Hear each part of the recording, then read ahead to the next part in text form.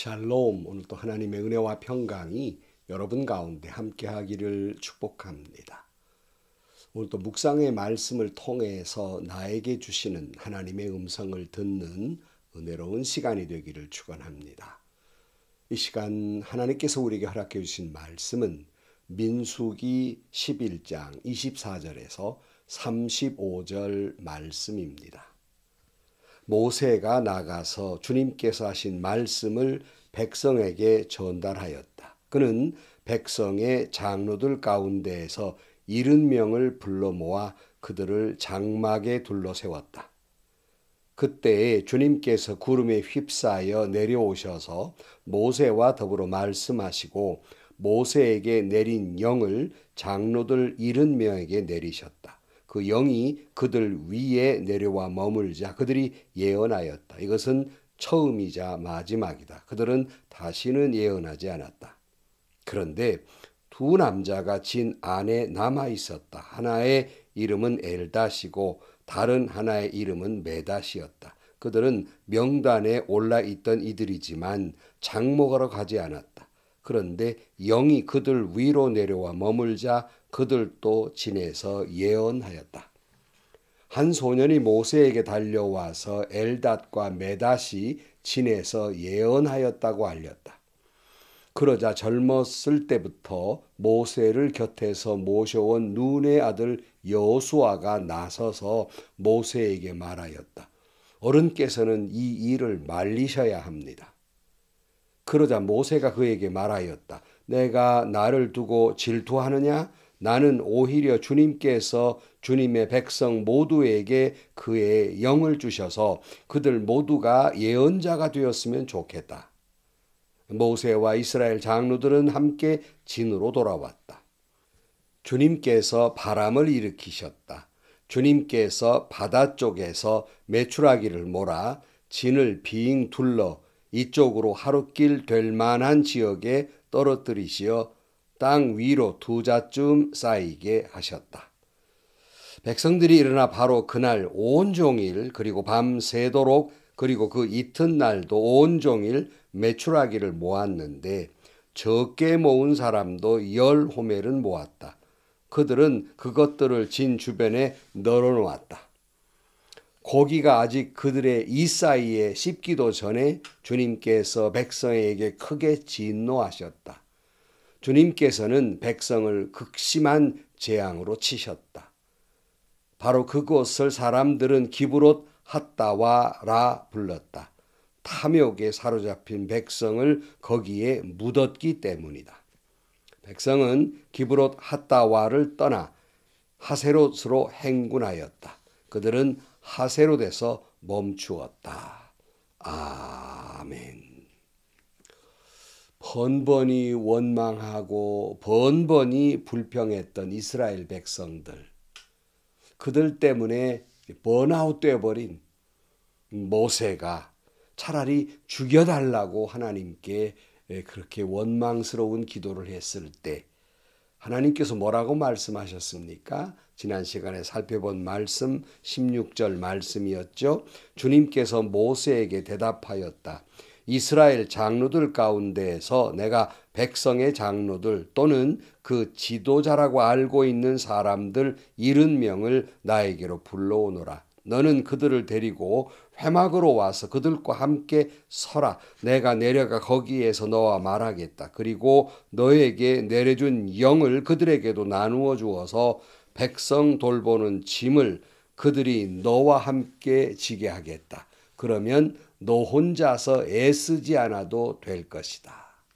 모세에게 그 짐이 너무 무거우니까 혼자 애쓰지 않도록 돕는 사람들, 동역자들을 세우도록 하셨고 모세는 그 말씀에 따라서 지도자, 장로 70명을 따로 세우게 됩니다. 그래서 오늘 본문의 말씀이에요. 24절입니다. 모세가 나가서 주님께서 하신 말씀을 백성에게 전달하였다. 그는 백성의 장로들 가운데 70명을 불러 모아 그들을 장막에 둘러 세웠다. 그때에 주님께서 구름에 휩싸여 내려오셔서 모세와 더불어 말씀하시고 모세에게 내린 영을 장로들 70명에게 내리셨다. 그 영이 그들 위에 내려와 머물자 그들이 예언하였다. 이것은 처음이자 마지막이다. 그들은 다시는 예언하지 않았다. 주님의 말씀대로 백성의 장로들 가운데 70명을 불러 모아서 진에 이렇게 둘러 세웠습니다. 하나님은 모세에게 내렸던 영과 똑같이 장로들에게도 성령이 임하게 합니다. 주의 영이 임하자 그들이 예언을 했는데 계속 예언한 것이 아니라 처음이자 마지막으로 그 자리에서 예언을 합니다. 다시 한번 우리가 여러 번 말씀드렸습니다마는 다시 한번 깨닫는 것은 하나님이 우리에게 사명을 주실 때는 그냥 사명만 던져주시는 것이 아니라 하나님이 우리와 함께 할 것이고 감당할 만한 힘도 능력도 주시고 오늘 본문의 사명자에게 하나님의 영으로 충만케 하시고 또 이들이 예언한 것처럼 영적 경험도 충만히 허락하신다는 사실입니다. 그래서 확신에 차서 하나님의 일을 감당할 수 있도록 도와주실 것입니다. 그런데 어찌된 영문인지 불러 모은 70명 장로들 가운데 두 사람이 빠져 있었습니다. 이 26절 말씀이에요. 그런데 두 남자가 진 안에 남아 있었다. 하나의 이름은 엘닷이고 다른 하나의 이름은 메닷이었다. 그들은 명단에 올라있던 이들이지만 장막으로 가지 않았다. 그런데 영이 그들 위로 내려와 머물자 그들도 진에서 예언했다. 엘다와 메닷이라는 이 두 사람이 분명히 70명 명단 가운데 있는 사람인데 어찌된 영문인지 그 같이 진에 참석하지를 못해요. 그래서 진에 그냥 머물러 있었습니다. 근데 그들에게도 하나님의 영이 내려서 그들이 예언을 하게 됩니다. 근데 이것을 못마땅히 여긴 사람이 있었어요. 그것이 27절 말씀입니다.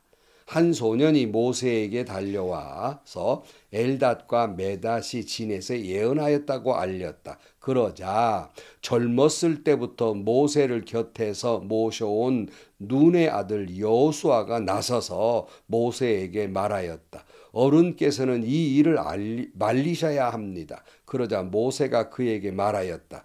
내가 나를 두고 질투하느냐? 나는 오히려 주님께서 주의 백성 모두에게 그 영을 주셔서 그들 모두가 예언자가 되었으면 좋겠다. 이 사실을 함께 들었던 여호수아가 나섭니다. 화를 낸 거지요. 그러고는 모세에게 아마 마음은 이럴 거예요. 아니 참석도 안 한 사람이 이 무슨 자격으로 예언한단 말입니까? 아니, 말려야 되는 거 아닙니까? 하고 흥분을 하게 됩니다. 아마 여호수아의 생각에는 자기는 젊었을 때부터 모세를 따라다녔는데 자기는 그런 경험을 못 해봤는데 아니 그래 이 사람들이 참석도 안 했는데 무슨 예언을 한다고? 있을 수 없는 일이라고 아마 질투를 했던 것 같습니다. 그래서 모세가 너 지금 나를 두고 질투하느냐? 라고 말하면서 나는 차라리 이 백성 모두가 영을 받아서 예언했으면 좋겠다. 정말 얼마나 넓은 그런 마음과 넓은 열려있는 그런 시선을 가지고 있는지 모릅니다. 귀한 모습이지요. 한 번은 예수님께서 베드로의 죽음으로 영광을 돌릴 것이다. 십자가를 지고 죽을 것이라는 것을 말씀하시자 베드로가 옆에 있던 주님이 사랑하던 제자라고 표현되어 있죠. 옆에 있던 제자를 보면서 이렇게 예수님께 묻습니다. 그것이 요한복음 21장 21절 말씀이에요. 베드로가 이 제자를 보고서 예수께 물었다. 주님, 이 사람은 어떻게 되겠습니까? 예수께서 말씀하셨다. 내가 올 때까지 그가 살아있기를 내가 바란다고 한들 그것이 너와 무슨 상관이 있느냐? 너는 나를 따르라. 무슨 상관? 너와 그게 무슨 상관이야? 너는 나만 따라오면 된다라고 말씀하고 있어요. 왜 사람들은 베드로처럼 끊임없이 비교하고 시기하고 질투를 합니까? 뭐 베드로 예수님 제자들 가운데도 그랬듯이 교회 안에서도 끊임없이 어떤 경쟁심을 가지고 있고 끊임없이 시기하고 비교하고 질투하고 뭐 이런 이들이 종종 보입니다. 그러니까 끊임없이 자연스럽게 편가르기를 하게 됩니다. 끊임없이 교회 안에서조차 명예욕에 권세욕에 권익에 몰두되고 있다는 말씀입니다. 이런 걸 탐하고 있어요. 옳지 않습니다. 하나님은 우리 각기 다른 은사, 우리 각기 다른 은혜 속에서 다 다르지만 거기에서 하나가 되어 하나님께 영광을 돌리시기를 원하시는 겁니다. 사도 바울은 빌립보서 2장 3절 말씀에 무슨 일을 하든지 경쟁심이나 허영으로 하지 말고 겸손한 마음으로 하고 자기보다 서로 남을 낮게 여기십시오. 또한 여러분은 자기 일만 돌보지 말고 서로 다른 사람들의 일도 돌보아 주십시오. 여러분 안에 이 마음을 품으십시오. 그것은 곧 그리스도 예수의 마음이기도 합니다. 여러분, 예수님의 마음을 품고 다른 사람을 나보다 더 낮게 여기며 주께 영광을 돌리며 헌신하는 여러분들이 되시기를 축복합니다. 자, 이제 그토록 고기 먹고 싶다고 원망하고 불평하는 이들에게 하나님께서 입에 냄새가 나도록 이 고기를 가져다 주십니다. 31절이에요. 주님께서 바람을 일으키셨다. 주님께서 바다 쪽에서 메추라기를 몰아 진을 빙 둘러 이쪽으로 하루길 될 만한 지역에 떨어뜨리시어 땅 위로 2자쯤 쌓이게 하셨다. 백성들이 일어나 바로 그날 온종일 그리고 밤새도록 그리고 그 이튿날도 온종일 메추라기를 모았는데 적게 모은 사람도 10호멜은 모았다. 그것은 그것들을 진 주변에 널어놓았다. 하나님이 바람을 일으켜서 메추라기 떼를 그 이스라엘 진영에 빙 둘러서 하루길쯤 됐다니까 한 32km 정도 될까요? 그리고 2자 높이로 쌓아놓았다 그래. 2자는 90cm 한 1m쯤 됐겠죠? 이렇게 메추라기를 엄청나게 쌓아놓은 거예요. 그리고 밤새도록 그 이튿날도 열심히 거두었어요. 그 욕심에 그 탐욕에 그래가지고 거둔 것이 얼마쯤 됐냐 그러면 10호멜이라 그랬는데 정확한 환산하기는 어렵지만 한 3,000리터가 넘는 아주 굉장한 그런 양의 그 메추라기를 모으게 되었던 것이에요. 하나님께서 이스라엘 백성들에게 말씀대로 코에 냄새나도록 먹게 하신 거지요. 이들은 탐욕 때문에 하나님을 멸시하고 원망하고 불평했어요. 그들의 그 원망과 불평대로 먹을 것을 그렇게 몽땅 주었지만 그 원망의 대가, 그 불평의 죄는 반드시 그 대가를 치루어야 했습니다. 그래서 33절 말씀에 고기가 아직 그들의 이 사이에서 씹히기도 전에 주님께서 백성에게 크게 진노하셨다. 주님께서는 백성을 극심한 재앙으로 치셨다. 바로 그곳을 사람들은 기브롯 핫다와라 불렀다. 탐욕에 사로잡힌 백성을 거기에 묻었기 때문이다. 백성은 기브롯 핫다와를 떠나 하세롯으로 행군하였다. 그들은 하세롯에 멈추었다. 고기가 막 이 사이에 씹히기도 전에 하나님의 진노가, 그들의 원망과 불평에 대한 진노가, 그 진노의 재앙이 내리게 됩니다. 재앙이 어떤 것인지 정확하게 말씀하고 있지는 않지만 그곳 이름을 기브롯 핫다와라고 말한 것, 탐욕의 무덤이라는 뜻이에요. 그 부른 걸로 보아서 아마 하나님이 또 묻었다는 내용으로 보아서 질병으로 그들을 치시고 탐욕스러움 때문에 많은 사람이 죽었을 것으로 짐작이 됩니다. 재앙은 반드시 치러야 했어요. 그들이 원한 대로 고기는 주셨지만 그 탐욕스러움, 하나님을 우습게 여기고 원망하고 불평한 죄, 그건 치루어야 했어요. 하나님은 용서하신다 그랬잖아요. 용서는 하시지만 그 잘못의 대가는 치루어야 한다는 말씀이에요. 어떤 사람 글에 이런 글을 보았어요. 탐욕이 깊이 잠든 재앙을 깨운다. 일리 있는 말이에요. 인간들의 탐욕스러움은 깊이 잠든 재앙을 깨워요. 인간의 탐욕 때문에 이 지구가 지금 온난화로 몸살을 앓고 있고, 인간들의 탐욕 때문에 지구촌 전체가 얼마나 고통 가운데 있습니까? 잠들어 있는 재앙을 깨우고 있는 것입니다. 사실 솔직히 우리를 돌아보면 사실은 이 욕심 없는 사람이 어디 있겠습니까? 다 욕심이 있어요. 없는 사람이 어디 있어요? 잘 믿어 보려는 욕심, 공부 잘 하려는 욕심, 성공하려는 욕심, 부자가 되려는 욕심, 그 자체가 여러분 악이라고 할 수는 없습니다. 어찌 보면 그 욕심을 선히 잘 다루면 오히려 앞으로 전진하는 힘이 되기도 하고, 또는 창조와 성장의 원동력, 힘이 되기도 하는 거예요. 나쁜 거라고 말할 수는 없습니다.